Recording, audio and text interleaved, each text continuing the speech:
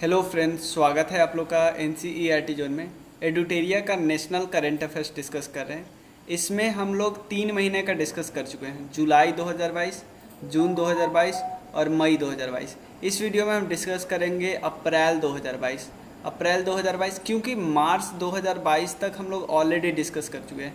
तो हम इस सीरीज़ में क्या करने वाले हैं, पहले जैसे मान लिया नेशनल करंट अफेयर्स का हमने कर लिया अप्रैल, मई, जून, जुलाई। सेम चीज़ हम लोग करेंगे इंटरनेशनल का, साइंस एंड टेक का, इकॉनमी का। पहले 4 टॉपिक है पूरा हम लोग कवर कर लेंगे, उसके बाद हम MCQ पूरा कवर कर लेंगे। उसके बाद बाकी जो चैप्टर है ना, उसमें हम पूरा डिस्कस करेंगे, जो पूरा मैगजीन में दिया है लगभग 1.5 साल का, वो पूरा करेंगे। लेकिन ये 4 चीज़ हम सिर्फ 4 महीने का डिस्कस करेंगे। क्यों? क्योंकि ऑलरेडी हम लोग मार्च तक का डिस्कस कर चुके हैं हम अपने प्रीवियस वीडियो सीरीज में। उस सीरीज़ में आप जाके पूरा वीडियो एक्सेस कर सकते हो।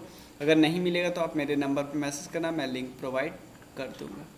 तो चलिए शुरू करते हैं हम लोग। पहला अप्रैल महीने का पहला करंट अफेयर्स है। महाराष्ट्र सरकार ने क्या किया है? महाराष्ट्र सरकार ने एक पर्सनल लोन स्कीम लॉन्च किया है। पर्सनल लोन स्कीम किसके लिए? ऐसे लोग जो जेल में रह रहे हैं, उनके फैमिली के लिए। कितना दिया जाएगा? लगभग 50,000 तक का लोन दिया जा सकता है, जिससे वो अपने नीड्स को फुलफिल कर सके। तो महाराष्ट्र सरकार का लोन है। महाराष्ट्र सरकार का स्कीम है पर्सनल लोन देने के लिए किन को? जो जेल में रह रहे हैं, जेल के कैदी के लिए, याद रखिएगा। अभी एक रिपोर्ट आया है, उस रिपोर्ट में पता चला है कि Uttar Pradesh top vegetable producing state बना है सब्जी के मामले में, और वेस्ट बंगाल सेकेंड स्थान पर रहा है। और अगर फ्रूट के प्रोडक्शन की बात करें तो आंध्र प्रदेश टॉप किया है। फ्रूट में, फल में आंध्र प्रदेश टॉप, और सब्जी में कौन टॉप किया है? उत्तर प्रदेश टॉप किया है।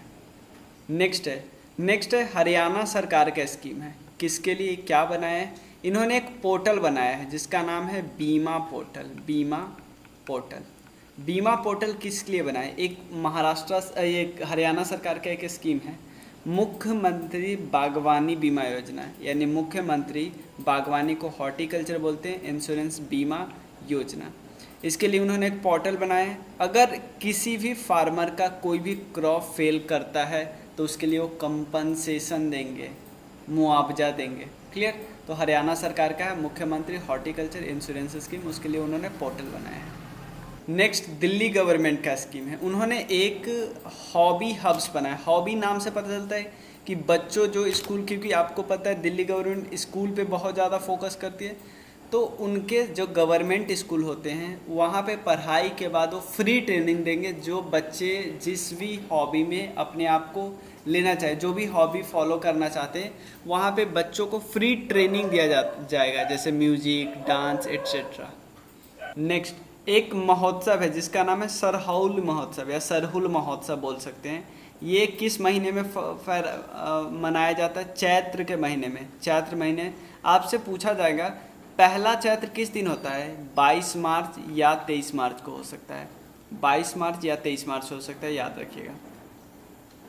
एक लीप ईयर में होता है, एक नॉर्मल डे होता है। ये क्वेश्चन पूछा हुआ था, तो आपसे पूछेगा चैत्र जो हिंदी महीने का पहला महीना होता है, तो ये किस दिन होता है? ये होता है लगभग 22 मार्च के आसपास होता है।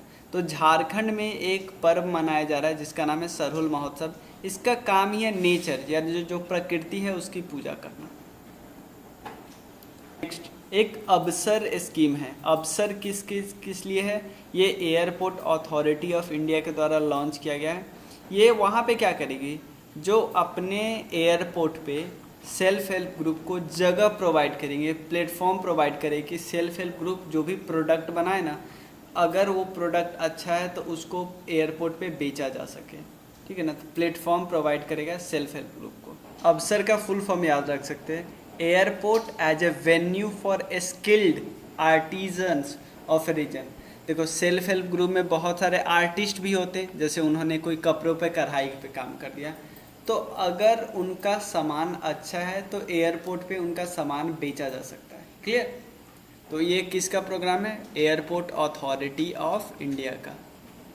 Next one station one product. देखो अभी तक हमने सुना था कि one district one product UP का स्कीम है, one block one product Haryana का स्कीम है। यहाँ पे आप सुनो, एक स्टेशन पे एक प्रोडक्ट, मतलब एक स्टेशन एक उत्पाद, ये जो इनिशिएटिव है इसको किस जोन के रेलवे स्टेशन ने लॉन्च किया? Southern central railway. याद रखिए, सदर्न सेंट्रल रेलवे।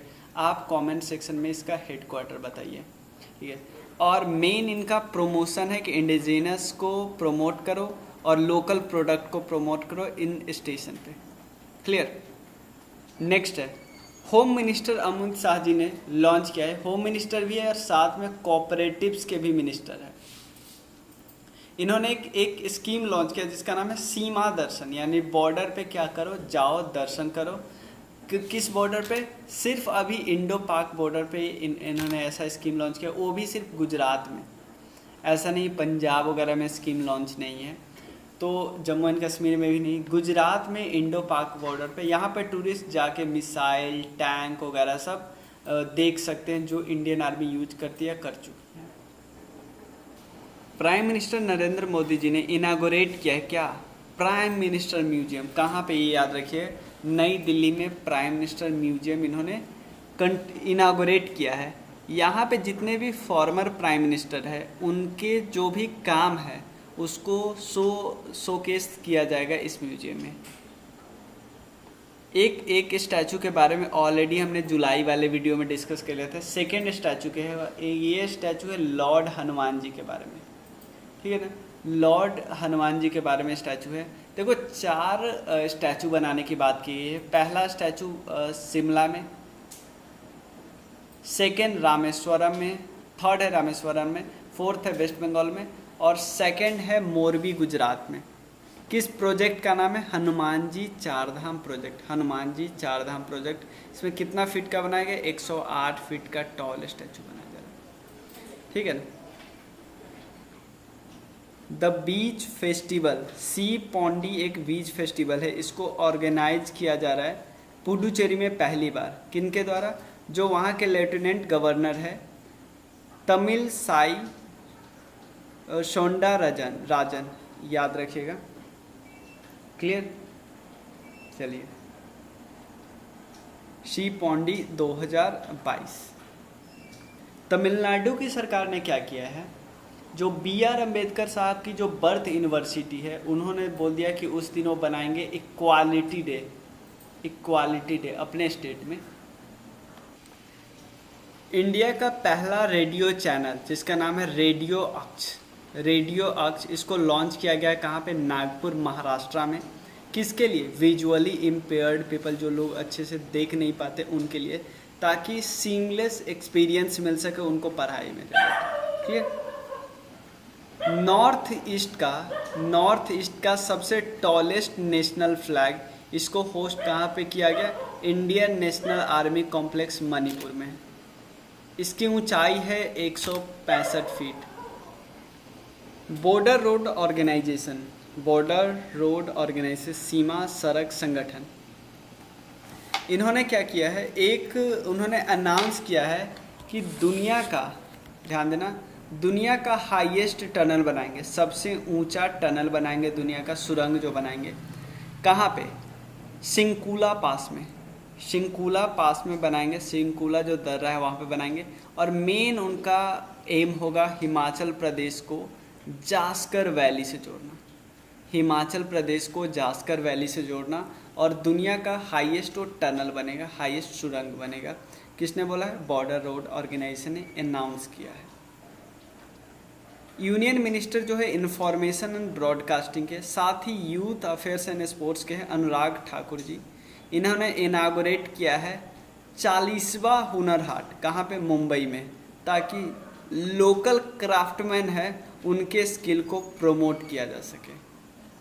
देखो, न्यू दिल्ली में ग्लोबल पीस कॉन्क्लेव हुआ था, मतलब इंडिया इंटरनेशनल कॉन्क्लेव हुआ था।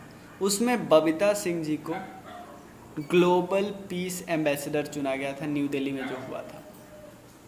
देखो, अभी तक क्या होता था, जो सोलर रूफटॉप पे जो सोलर प्रोजेक्ट लग जाता था वो मतलब परमानेंट हो जाता था। अब क्या हुआ, एक ऐसा प्रोजेक्ट है जो पोर्टेबल है कि एक जगह से दूसरे जगह आराम से ले जाया जा सकता है। तो इंडिया का पहला पोर्टेबल सोलर रूफटॉप प्रोजेक्ट बना है कहाँ पे?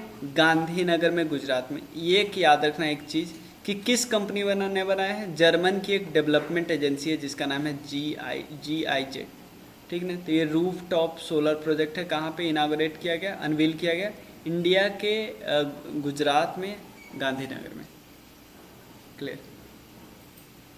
और है IOL मतलब ऑयल इंडिया लिमिटेड ने कमीशन किया है इंडिया का पहला pure green hydrogen pilot plant.